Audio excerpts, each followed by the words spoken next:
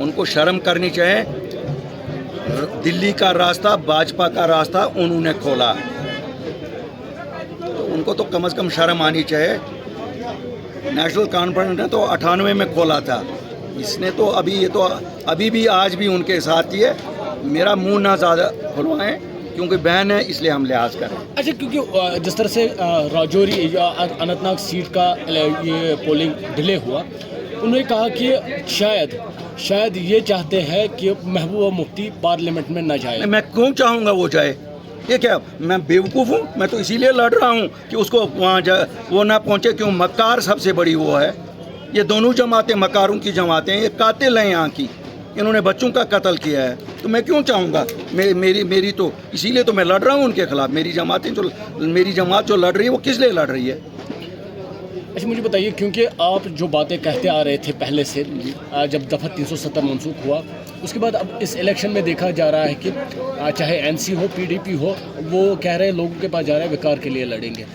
वो विकार तो मैंने बोला ना, ये मुझे बताए ना ये क्या क्या करेंगे, कि कब लाएंगे नौजवानों को राह करके, रियासत कब वापस लाएंगे, armed forces special powers act कब हटवाएंगे, आर्मी को बारकों में वापस कब भेजेंगे, उस पर बात करें। हमें विकार पता है, इनका विकार क्या है। इनका विकार का मतलब है कुर्सी मिल गई सब विकार मिल गया, इनका कुर्सी गई विकार गया। अब कश्मीरी वो कश्मीरी नहीं है, और आज हम कोई ख़ानदानी राज वाले लीडर नहीं हैं, हम टंके की चोट बोलने वाले लीडर हैं।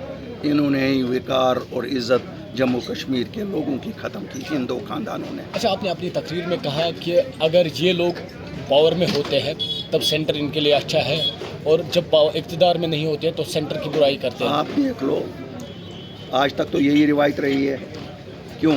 इलेक्शन से पहले दिल्ली को गालियाँ निकालते हैं, इलेक्शन के दूसरे दिन ये उनके चाचे माँ से सब कुछ बन जाते हैं। लेकिन इंशाल्लाह इस बार, पहले तो ये जीतते थे, इस बार जीत इनके नसीब होगी ही नहीं इंशाल्लाह। इसलिए इनको गालियाँ ही निकालते रहना पड़ेगा।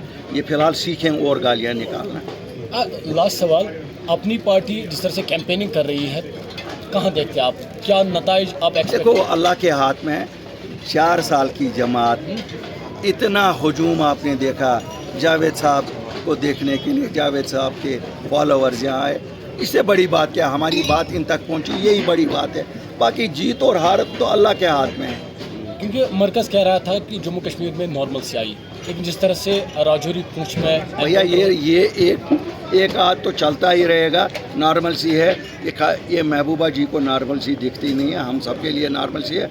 ये उमर साहब और फ़ारूक साहब को भी नहीं दिखती है। फ़ारूक साहब ने अब परसों कहा कि अब वक्त शहादत आ गया। अब मुझे पता नहीं है वक्त शहादत किसको वो कहते हैं, कुर्सी के मिलने को वक्त शहादत कहते हैं कि या कुर्सी के ना मिलने को कहते हैं।